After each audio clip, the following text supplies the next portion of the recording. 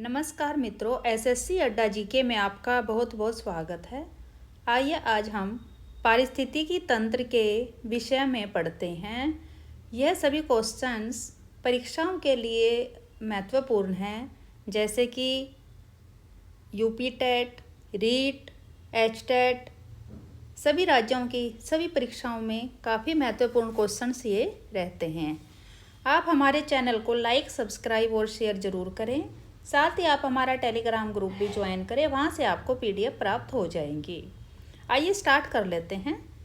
नगरों में पर्यावरण असंतुलन होता है, तो इसका कारण क्या है? उत्तर रहेगा मल निकासी, आवासीय समस्या एवं जलाऊ लकड़ी से, यानी कि लकड़ी जलाने से जो धुआं होता है उन सभी के कारण नगरों में पर्यावरण असंतुलन होता है। पर्यावरण ह्रास का पर्यायवाची क्या है? तो इसका पर्यायवाची है पर्यावरण अवनयन, पर्यावरण निम्नीकरण, पर्यावरण अपकर्षण। पर्यावरण ह्रास होता है किसके कारण? प्राकृतिक प्रकोप से, प्राकृतिक आपदा एवं पर्यावरण आघात। तो आपने देखा होगा कई बार बाढ़ आ जाती है या फिर चट्टानें खिसक जाती हैं। इस तरह की जो भी आपदाएं होती हैं वह प्राकृतिक जो आपदाएं होती हैं इनको पर्यावरण का ह्रास उनके कारण होता है। एक पौधे पर दूसरा उगने वाला पौधा क्या कहलाता है? तो वह कहलाता है एपीफाइट। विश्व पर्यावरण दिवस कब मनाया जाता है? तो उत्तर रहेगा 5 जून को। ऑस्ट्रेलिया के मूल निवासियों को किस नाम से जाना जाता है? तो इन्हें अबोरजिन्स के नाम से जाना जाता है। एस्किमो लोगों द्वारा टुंड्रा क्षेत्र में बर्फ के टुकड़ों की सहायता से बनाए गए अर्धगोलाकार आवासों को क्या कहा जाता है? तो एस्किमो लोगों द्वारा जो टुंड्रा क्षेत्र में बर्फ के जो घर बनाए जाते हैं उन्हें क्या कहा जाता है? तो आपको मालूम ही है, इग्लू। एस्किमो लोगों का ग्रीष्मकालीन निवास गृह क्या कहलाता है? तो यह क्या कहलाएगा? इनका जहाँ पर ये गर्मी में रहते हैं तो इनको ट्यूपिक कहा जाता है। ऐसा जीव संबंध जिसमें संबंधित जीव परस्पर लाभान्वित होते हैं क्या कहलाते हैं? तो उत्तर रहेगा सहोपकारिता। स्पाइरोगाइरा, हाइड्रिला एवं यूलोथ्रिक्स है, ये क्या है? ये जलोदभी है। अम्ल वर्षा में कौन सा अम्ल उपस्थित होता है? उत्तर रहेगा नाइट्रस अम्ल। हाइड्रोफाइट्स होते हैं, यह समुद्री जीव होते हैं। लवणता को प्रति समुद्र जल में घुले नमक की मात्रा से व्यक्त किया जाता है, तो कितना? यह 1000 ग्राम की मात्रा से व्यक्त किया जाता है। कुछ पर्वतों पर हमेशा जमी रहने वाली बर्फ की नदियां होती हैं, उन्हें क्या बोला जाता है? तो उनको हिमानी कहा जाता है। भूदृश्य पर जल, पवन एवं हिम जैसे विभिन्न घटकों के द्वारा होने वाले क्षय को क्या कहते हैं? तो इन्हें अपरदन कहा जाता है। समुद्र तक पहुँचते पहुँचते नदी का प्रभाव धीमा हो जाता है तथा नदी अनेक धाराओं में विभाजित होती है, जिनको क्या कहा जाता है? तो इसको वितरिका कहा जाता है। समुद्र जल के ऊपर लगभग ऊर्ध्वाधर उठे हुए ऊंचे शैलीय तटों को क्या कहते हैं? तो इन्हें समुद्र भृगु बोला जाता है। महासागरों की औसत लवणता कितनी होती है? उत्तर रहेगा 35 भाग प्रति 1000 ग्राम। विश्व जल दिवस कब मनाया जाता है? तो उत्तर रहेगा इसका 22 मार्च को। पूर्णिमा एवं अमावस्या के दिन में सूर्य, चंद्रमा एवं पृथ्वी तीनों एक सीध में होते हैं और इस समय सबसे ऊंचे ज्वार उठते हैं। इस ज्वार को क्या कहते हैं? उत्तर रहेगा इनका वृहत ज्वार। मछली पकड़ने में मदद की जाती है, तो जो कौन करते हैं? उच्च ज्वार जब उठते हैं तो उससे मछली पकड़ने में भी मदद होती है। भार के अनुपात में जल में हाइड्रोजन व ऑक्सीजन का अनुपात होता है, कितना रहता है हाइड्रोजन ऑक्सीजन का? 1:8। शुद्ध जल का पीएच मान होता है 7। पानी का घनत्व किस तापमान पर अधिकतम होता है? तो उत्तर रहेगा इसका 4 डिग्री सेल्सियस। बहता जल मृतिका युक्त मृदाओं को काटते हुए गहरी वाहिका बनाता है, जिन्हें डैश कहते हैं, क्या कहा जाएगा? इन्हें अवनलिकाएं। पानी का शुद्धतम रूप कौन सा है? तो पानी का सबसे शुद्ध रूप वर्षा के जल को माना जाता है। विश्व के लगभग कितने प्रतिशत भूभाग पर जल है? उत्तर रहेगा इसका 31%।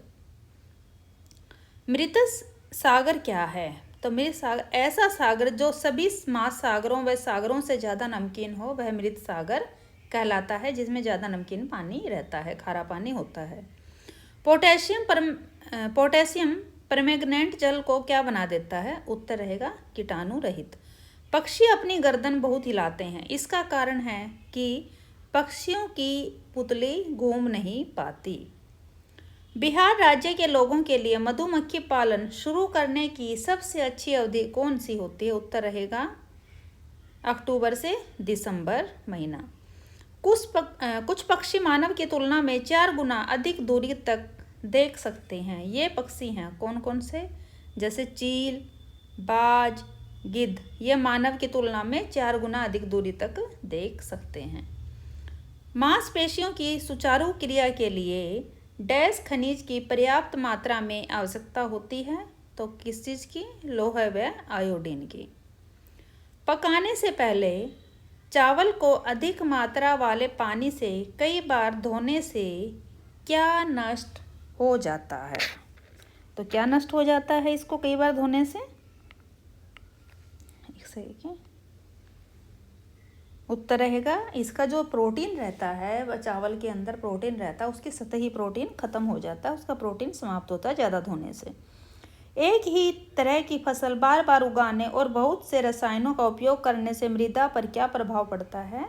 तो जो भूमि होती है वह बंजर हो जाती है। तो इसलिए आपने देखा होगा किसान एक ही खेत पर जो ज़मीन होती है खेती की, वो उस पर एक फसल ना लेकर अलग ले लेते हैं कि जैसे अगर गेहूँ है, धान है और बीच में जब कुछ मंथ रहते हैं तो वहाँ पर दाल वगैरह जैसे मूंग दाल जो 2 से 3 महीने में ही तैयार हो जाती है, इस तरह की फसल ले लेते हैं जिससे उसकी उर्वरकता बनी रहती है।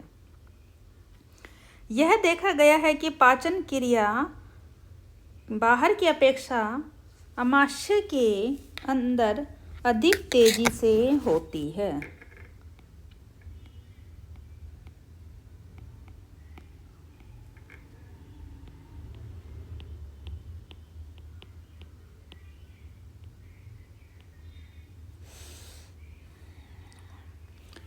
उत्तर रहेगा इसका अमाशय के अंदर भोजन का मंथन होता रहता है, जिससे उसकी सतह का क्षेत्रफल बढ़ जाता है और एंजाइम की क्रिया तेज हो जाती है।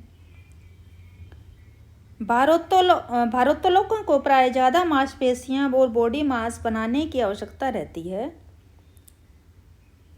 इस उद्देश्य के लिए उन्हें ऐसा आहार लेने की आवश्यकता होती है जो डैश से भरपूर हो। तो किस चीज़ से? उनको ज़्यादा प्रोटीन की आवश्यकता रहती है।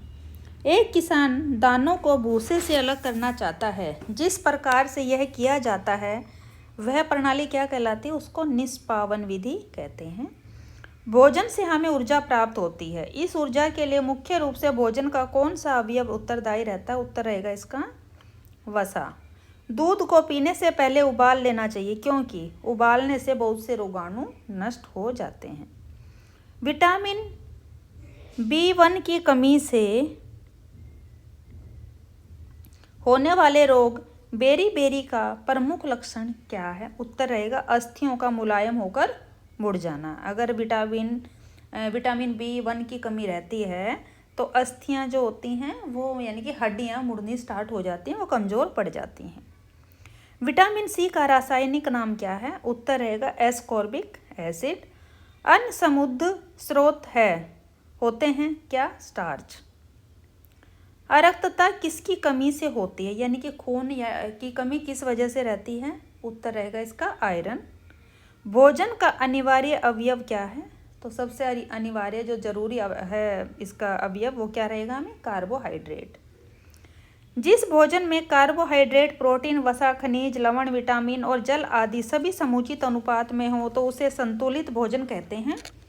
सामान्यतः हम संतुलित भोजन में प्रोटीन किस रूप में ग्रहण करते हैं? उत्तर रहेगा दाल। दांतों और हड्डियों के विकास के लिए कैल्शियम की आवश्यकता होती है। कैल्शियम के साथ साथ कौन सा तत्व हड्डियों के विकास में सहायक रहता है? उत्तर रहेगा फास्फोरस। हृदय की धड़कन नियंत्रित करने के लिए कौन सा खनिज आवश्यक है? उत्तर रहेगा पोटेशियम। निदान के पश्चात कोई डॉक्टर रोगी से यह कहता है कि उसके खून में हीमोग्लोबिन की कमी है, तो उस रोगी को आयरन की कमी को पूरा करने के लिए क्या क्या खाना चाहिए? उत्तर रहेगा उसका आंवला, हरी पत्तेदार सब्जियां, गुड़। जीवों के पारिस्थितिक कारकों का योग पर्यावरण है, यह कथन किसका है? उत्तर रहेगा ए फिंटिंग। पर्यावरणीय निश्चयवाद के प्रतिपादक कौन थे? उत्तर है कार्ल रिटर। संयुक्त राष्ट्र संघ ने वर्ष 2002 को किसका अंतर्राष्ट्रीय वर्ष घोषित किया? उत्तर रहेगा सतत विकास का। विश्व पर्यावरण दिवस कौन सी तारीख को मनाया जाता है? उत्तर रहेगा इसका 5 जून। पर्यावरण का संतुलन बनाए रखने के लिए वनांतर्गत क्षेत्रफल होना चाहिए। वनांतर्गत क्षेत्रफल कितना होना चाहिए इसका? जो वनों का क्षेत्रफल यानी कितना रहना चाहिए, वन कितने क्षेत्रफल के अंदर रहने चाहिए? 33% रहने चाहिए, जबकि हमारे भारत में इसमें अभी कमी है, ये 29 पॉइंट कुछ है, लेकिन 33% होना चाहिए।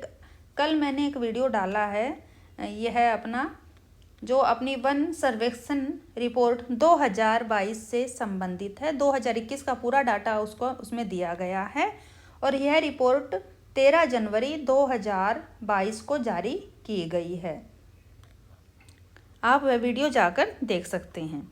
किसी क्षेत्र में पेड़ों के उगने के लिए अपेक्षित न्यूनतम तापमान है 4 डिग्री सेल्सियस। भारत में वन अनुसंधान अनुसंधान केंद्र है वह कहाँ पर है? देहरादून। वन रोपण प्रक्रिया है ज़्यादा पेड़ लगाने की। भारत में अधिकतम वन आच्छादन क्षेत्र कौन सा है? उत्तर रहेगा आरक्षित वन। हरा सोना किसे कहा जाता है? वन को यानी वनों को हरा सोना कहा जाता है। भारत में अधिकांश वन संपदा का मालिक कौन है? उत्तर रहेगा राज्य। वन महोत्सव किससे संबंधित है? ये उत्तर रहेगा इसका पेड़ लगाने से। सोपान कृषि कहाँ की जाती है? पहाड़ों के ढलान पर। आपने देखा होगा कि पहाड़ी क्षेत्र में सीढ़ी नुमा खेत बने होते हैं, उन्हें सोपान कृषि बोला जाता है। पर्यावरण अध्ययन की प्रकृति है कैसी? बहु अनुशासनिक। हम चारों ओर जिन दिशाओं से घिरे हुए उनका योग क्या कहलाएगा? पर्यावरण। वैश्विक पर्यावरण के लिए सर्वाधिक महत्वपूर्ण वन है उष्णकटिबंधीय वन। पर्यावरण उन बाहरी दशाओं और प्रभावों का योग है जो पृथ्वी तल पर जीवों के विकास चक्र को प्रभावित करते हैं। यह कथन किसका है? उत्तर रहेगा निकोलस। पर्यावरण एक बाह्य शक्ति है जो कि हमें प्रभावित करती है। यह कथन किसका है? उत्तर रहेगा सीसी पार्क। विश्व में पर्यावरण जागरूकता की शुरुआत की थी किसने? विलियम हेवेट। पर्यावरण का जैविक कारक है? उत्तर है वनस्पति। पर्यावरण में सम्मिलित हैं, तो पर्यावरण जो हमारा किस किस से मिलकर बना हुआ है? जलमंडल, वायुमंडल और स्थलमंडल। पर्यावरण अध्ययन की प्रकृति है बहु अनुशासनिक। रंग पर्यावरण और स्वास्थ्य पर्यावरणीय शिक्षा की एक प्रमुख विधि है जो आधारित है प्रदर्शनी पर।